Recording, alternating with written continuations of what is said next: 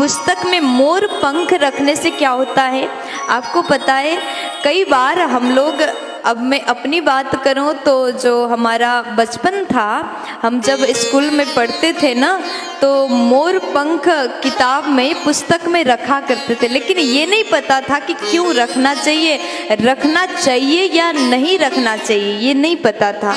लेकिन मोर पंख अच्छा लगता था, इसलिए हम पुस्तक में रखते थे। अब आज मैं उसी के विषय पर चर्चा करने वाली हूँ। जो पुस्तक में मोर पंख रखते हैं उससे क्या हो जाता है? मोर पंख रखना चाहिए या नहीं रखना चाहिए?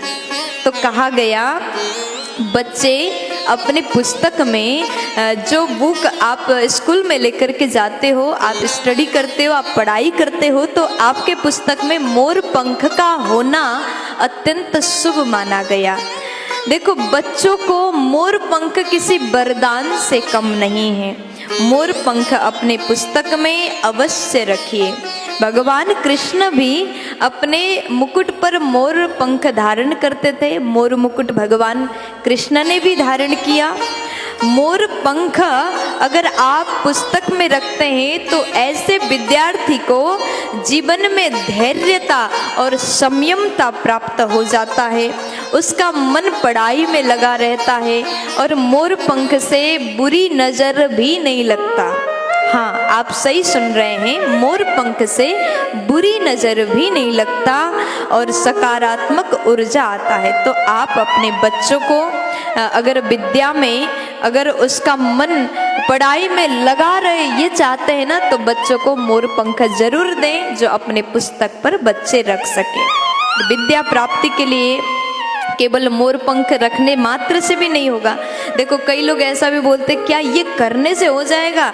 मैं बिल्कुल ऐसा नहीं बोलती कि विद्या प्राप्ति के लिए मोर पंख रखो और विद्या आ जाएगा, ऐसा नहीं है।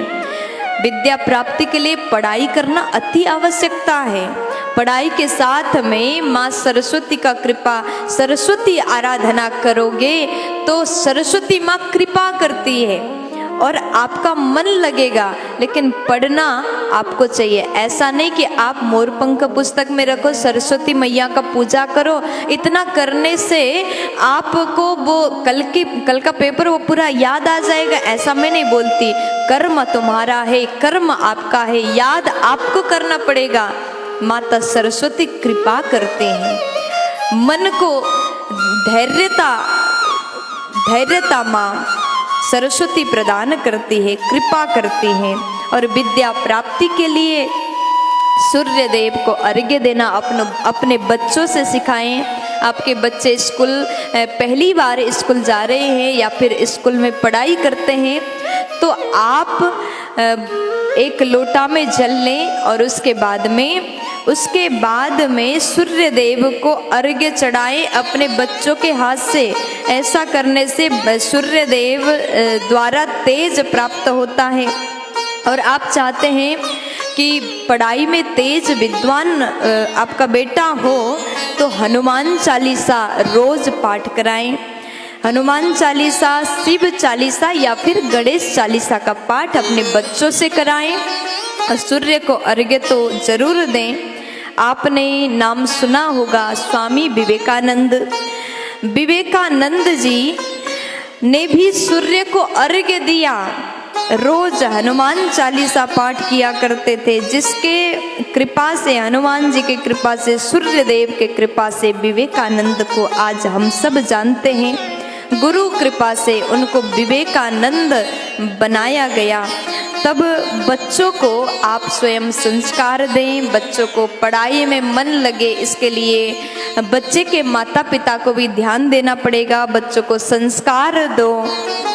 अगर बच्चों को संस्कारवान बनाओगे तो भविष्य में वृद्धाश्रम आपको जाना नहीं पड़ेगा।